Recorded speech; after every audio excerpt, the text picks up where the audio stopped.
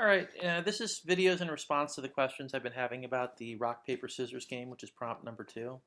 So first of all, if you don't know what rock, paper, scissors is, it's also known as Rochambeau. And if you type it into Google or go into Wikipedia and check it out, you should get a good explanation of what the game is. We're going to make it so that it is a computerized or a virtual game of rock, paper, scissors. And we've assigned, instead of using hands gestures, we're using just numbers to represent the hand gesture of rock, paper, scissors. So basically what it is that I've given you a little bit of a chart that shows you what a rock beats, ties, loses to. Same thing with scissors and paper, so on and so forth. And we're going to go ahead and we'll take a look how the program's supposed to work, okay? This is just kind of a bare bones version. If you want to make it look prettier, you can. I'm going to enter 1 for rock, 2 for paper, 3 for scissors, and 0 to exit. So put in 1 for rock. As soon as we hit enter, the computer makes a decision that he wants to use scissors. And so it tells me that I had a win there because rock to scissors is a win.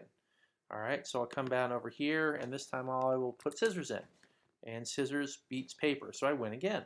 And then we'll go till I lose. I will put scissors now, and scissors beats paper. Paper beats rock, so I've won again.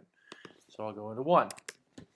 And I keep on winning. So rock beats scissors. Let's put 1 again. This time I draw. Let's put 1 again. And what did I do? I drew again. Let's put 1 again. And there I lose. Finally, my rock loses to paper right there. So I had a pretty good win streak right there. Did pretty decent. So basically what happened is that as soon as I lose, I'm going to go ahead and I'm going to exit my program. But for each one, you can see that as you enter in a number, 1 equals a rock. They put in scissors, rock beats scissors, and then so on and so forth. I went down through all this stuff, and I had a winning and a losing, or a winning streak. I drew and I lost. So let's go ahead and hit 0, our sentinel value, to get out of the thing, and it'll tell me down here how many wins I had, how many losses I had, and how many ties I had.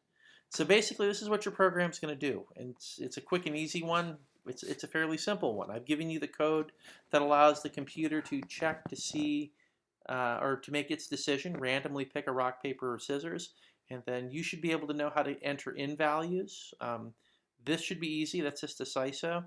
Your only issue is to see, first of all, how did I get it so that it looped over and over again, and how did I make it so that a 0 decided that it was going to exit that program?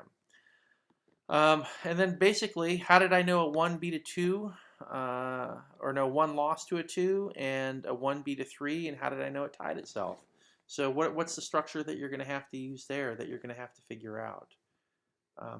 That's the key thing to this. You're just going to have to decide how you're going to do this. So let's take a look about, I've made a little file that I'll give to you here. So let's come up over here and let's go take a look at this. All right, so I'm going to upload this. Let's see if it works. Nope, that's not it. Maybe that's it. Nope, that's not it. Let me make this bigger. Yeah, that's the one I want. Okay, so this right here, this is the file that I'm going to give you right here. And this file is going to give you some hints about where to put things and what to use. But basically, if you read through this, it's the same stuff is going to start here that I started my game. And then you're going to have to kind of figure out how did you get to certain points. What did you use? What things did you use? So far in our class, what have we learned? We learned how to use a scanner. We've learned how to use data types for variables. We learned how to create variables. We learned about control statements, and those would be like loops. And then we learned about conditional statements like if statements and switch case statements. Even though, remember, because we've already described this in class, don't use do whiles and don't use switch cases because they're not going to be on the AP Computer Science test. Know that they exist though, because they are good tools to have in your programming belt. Lots of programming languages use those. So, basically that's all you're using. The big key here is that you're going to have to figure out how you're going to use loops and if statements in here. And if you think about it, you're going to have if statements in a repeating structure, a loop. And that every time that you make a pick, that the loop goes through the if statements and checks to see what your pick is compared to what the computer picked. And that's pretty much how that's going to work. So I'll upload this right here into Canvas for you guys. It'll just be in the prompt 2 folder, or whatever folder the prompt 2 file was in, is just another one to use. So give me a couple minutes, I'll put it up there and you can do it, and if you have questions, just let me know. But this should make it a little bit clearer. You've got what it's done now, and you can see what the end result is, and I've kind of given you a skeleton by which you can work from that's a little bit more, not complete, but a little bit more detailed than the first one.